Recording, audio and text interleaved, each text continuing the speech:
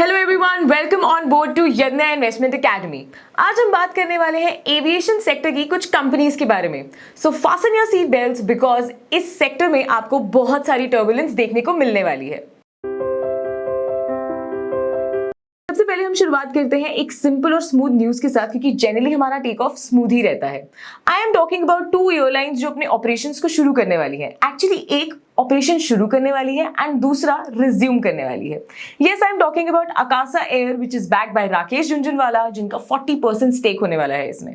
Company is planning to hire 350 employees, total of cabin crew and pilots.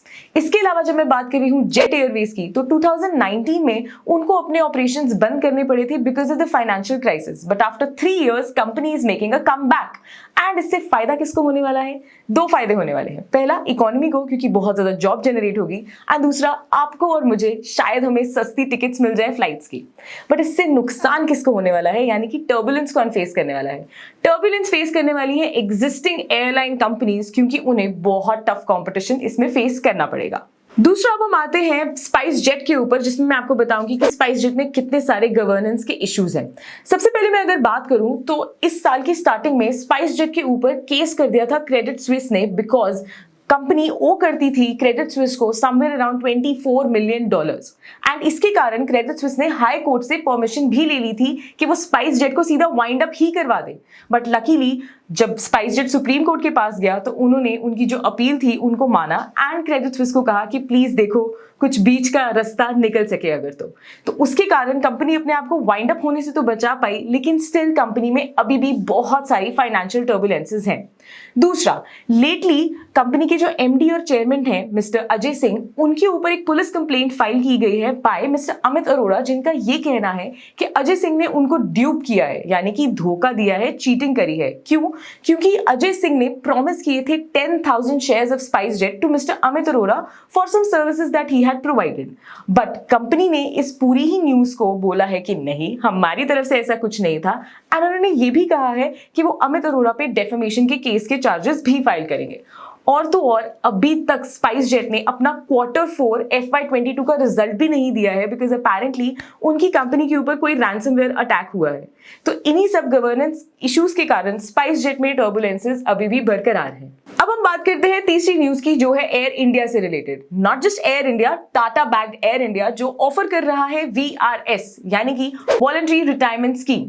अब ये scheme किन लोगों के लिए है? ऐसे एम्प्लॉइज जिनकी एज 55 ईयर्स से ज्यादा है, या फिर जो 20 ईयर्स से ज्यादा तक काम कर चुके हैं, वो इस VRS के लिए अप्लाई कर सकते हैं। इसके अलावा cabin crew, clerical people in this job and unskilled force, ये भी अप्लाई कर सकते हैं VRS के लिए, लेकिन इनकी एज जो है वो 40 ईयर्स एंड अबव होनी चाहिए। अब इनको बेनिफिट क्या मिलेगा? इनको इसमें मिलेगा एक एक्स ग्रेशिया अमाउंट। ये जो अमाउंट है ये एम्प्लॉयर देता है अपने एम्प्लॉय को, लेकिन हम इसे बोनस नहीं कहते। एंड इसके अलावा इनको कुछ और एडिशनल बेनिफिट्स भी मिलेंगे। 2019 में जो एयर इंडिया की एम्प्लॉइज की स्ट्रेंथ थी वो समवेयर अबाउट 9956 के आसपास थी, तो अभी उनकी स्ट्रेंथ समवेयर अराउंड 10,000 के आसपास होगी। एंड इसमें से ऑलरेडी 4500 एम्प्लॉइज इस VRS के लिए अप्लाई कर चुके हैं। अब कंपनी का पॉइंट ये है कि टोटल हेडकाउंट कम किया जाए एंड न्यू टैलेंट को हायर किया जाए। अब इसी के साथ हम अपने नेक्स्ट पॉइंट पर जाते हैं, जहां पर आता है कंपनी का new hiring of the talent. अब ये पॉइंट कंटिन्यूएशन में है पिछले पॉइंट के। इंडिगो के एम्प्लॉइज ने मास सिक लीव ली थी 2 जुलाई को। क्यों? क्योंकि उस दिन था एयर इंडिया का रिक्रूटमेंट ड्राइव। अब एक्चुअली उन्होंने ऑफ कोर्स इस रिक्रूटमेंट ड्राइव के कारण एक मास सिक लीव तो ली ही थी, लेकिन जो टेक्नीशियंस थे उन्होंने भी अपनी एजिटेशन जताई थी because of the low salary. And इसके कारण शायद इंडिगो अपने एम्प्लॉइज या टेक्नीशियंस के अगेंस्ट कुछ एक्शन ले सकता है। ये इतना बुरा केस हो गया था कि DGCA को भी इसमें इंटरफेयर करना पड़ा। अब हम अपने नेक्स्ट सेगमेंट में बात करने वाले हैं इमरजेंसी लैंडिंग्स को लेकर। पिछले कुछ 1 महीने 45 डेज में हमें बहुत सारी इमरजेंसी लैंडिंग की न्यूज आई। Air India, IndiGo, Go First, SpiceJet, ये सारी ही एयरलाइंस ने हम सबको डरा दिया था।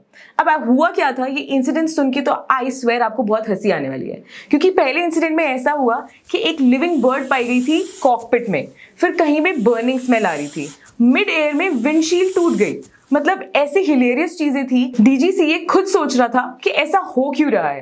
तो डीजीसीए ने अरेंज किए कुछ स्पॉट चेक्स। स्पॉट चेक्स मतलब रैंडम चेक्स जिनके बारे में ऑर्गेनाइजेशन को पता नहीं रहता, एंड उसमें उनको कुछ दो इंटरेस्टिंग फाइंडिंग्स मिली।